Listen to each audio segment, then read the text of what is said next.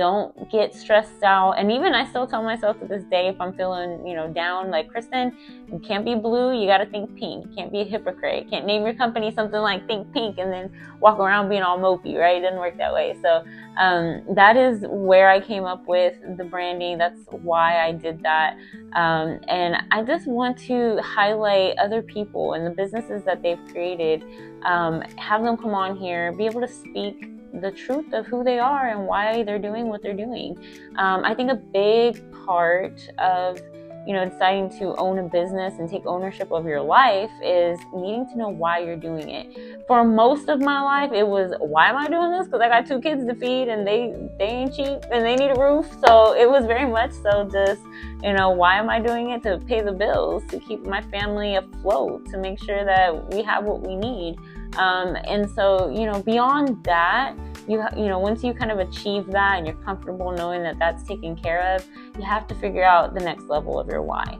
And for me, I could be content to be by myself all the time. I have no problem being alone. I will just relish in it. I love quiet. I love control. And so being alone is actually very enjoyable for me. But I would hear God say, Kristen, you cannot take everything that I've given you and not share it and not help the next person with it. And so I do feel like it's very important for me to stay with and among other people, and so I can continuously, 1, learn and grow myself because I'm learning and growing from other people, and 2, give back to people who may be blessed by the things that I know or the experiences that I've had. And so that is, very important to me. My why is people. My why is myself, right? I want to be able to take care of myself, make sure my mental health is in check.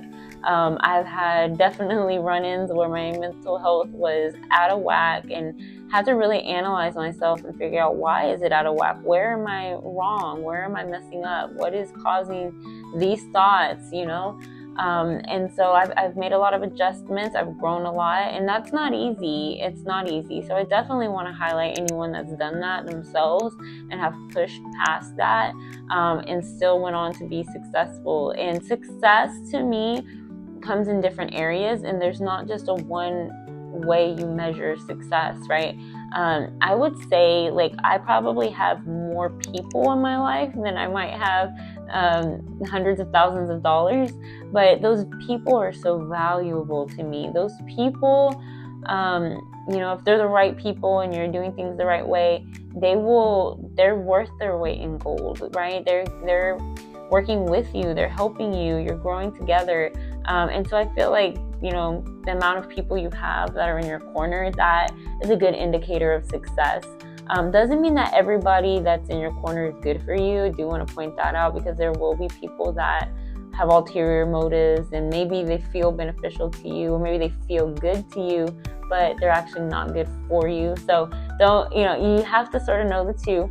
But ultimately, if you are wearing your boundaries well, and I tell my youngest son, because he's got boundaries, right? He doesn't like me to invade his personal space too much. He lets me do it here and there, but he'll remind me, Mom, boundaries. And I always tell him, baby, I love you and I love your boundaries, because boundaries are important. And I feel like in business, you have to know who you are and what you want, because if you don't put up the right parameters for others, they can walk all over you, and sometimes they don't even know they're doing it, right? You can't just say they're bad people. Sometimes people are just, they're coming from their own backgrounds and their own experiences. Sometimes people get swept up and they get very excited around being around somebody else that's so positive when they haven't had that in their life before, right? And so it doesn't make them bad people, but for your own sanity, for your own success, you must put up boundaries, and don't make your boundaries so far out and wide that nobody gets even a little close to you. Come on, you got to give people a little bit, but keep them enough so that way you don't feel empty, you don't feel depleted, because it is possible other people can take all your energy from you. Just saying that reminds me of, and I can't quote the verse in the scripture exactly, but Jesus was amongst people, and someone touched his robe, and he could feel the energy leaving. Like, it doesn't say exactly like that, but he felt the shift in his own energy. He couldn't even feel her fingers. She wasn't touching his skin. She was just touching his robe, but he felt that energy transfer, and that is so real. And so, yeah. Anyways, boundaries are beautiful, and I just want to also have anybody that wants to come on here and talk about themselves, talk about their brand, talk about why they do what they do. And so Think Pink is, for me, it's open, it's honest, it's welcoming, it's love. And these are the different areas that we can help people in. I'm an ordained minister.